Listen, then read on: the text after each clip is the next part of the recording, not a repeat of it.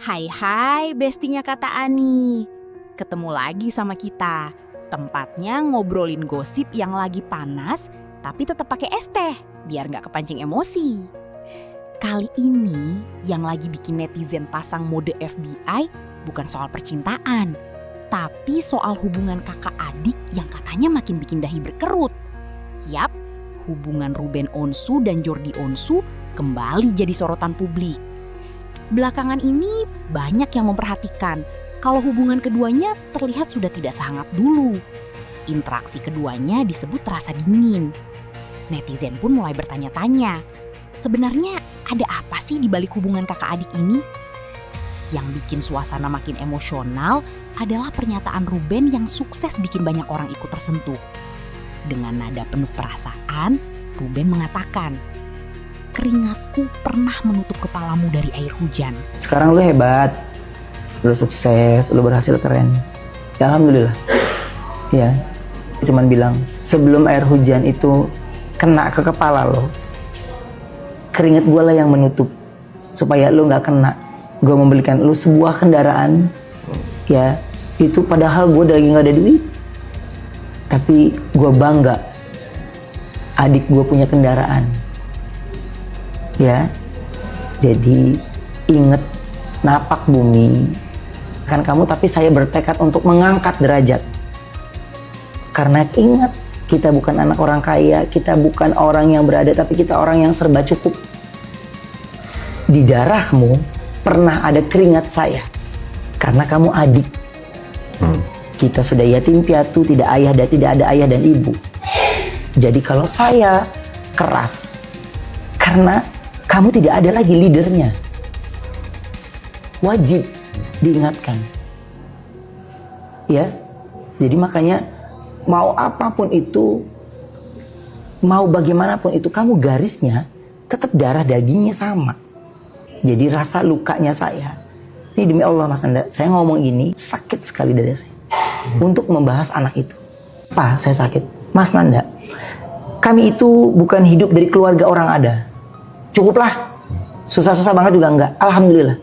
Tapi buat makan mah cukup, bisa merendang, tapi 1 biji 2 biji buat sekeluarga. Yang penting bumbunya banyak, nasinya tambahin lagi. Ntar tinggal ceplok telur atau tambahin apa, disuapin. Jadi menurut gue cukup dong, bukan susah. Iya. Lo masih bisa makan rendang, iya nggak? Waduh, kalimat ini bukan sekedar puitis ya, tapi terasa seperti ungkapan seseorang yang sedang menyimpan luka cukup dalam. Kalau dimaknai, ucapan itu seolah menggambarkan perjuangan seorang kakak yang merasa selama ini sudah berusaha melindungi, mengayomi, bahkan berkorban untuk adiknya. Jadi, ketika hubungan mereka sekarang justru disebut merenggang, rasa kecewanya pun tampaknya ikut memuncak.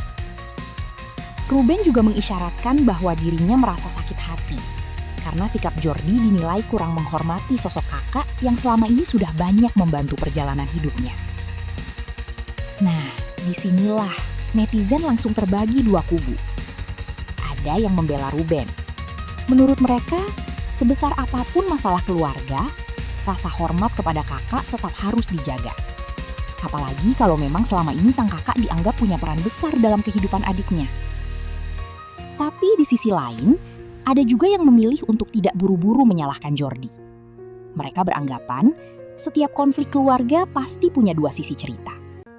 Publik baru mendengar apa yang disampaikan Ruben, sementara versi Jordi sendiri masih belum banyak terdengar. Dan memang begitulah hubungan keluarga. Kadang yang paling menyakitkan justru bukan pertengkaran dengan orang lain, melainkan ketika jarak mulai tercipta dengan darah daging sendiri.